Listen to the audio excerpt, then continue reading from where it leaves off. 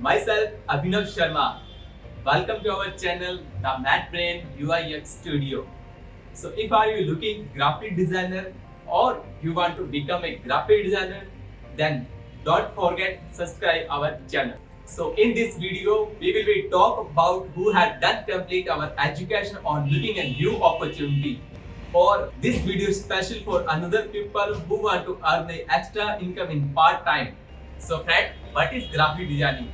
Graphic design is very unique and simple way to understand the user problem and find out solution to help images, shapes and text. That is called term to graphic designing.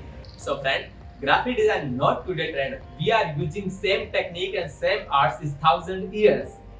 So if are you looking around you, you can find out lot of things which were designed by a graphic design. For example, like letterhead, business card, a shampoo packet, a milk packet, a lot of things which are using daily routine in your life.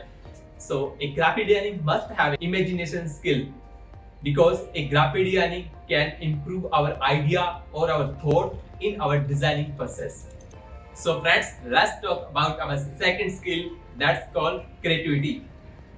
So if you have a creativity skill, you can think about different way or you can think about out of box, then you must join this graphic design industry.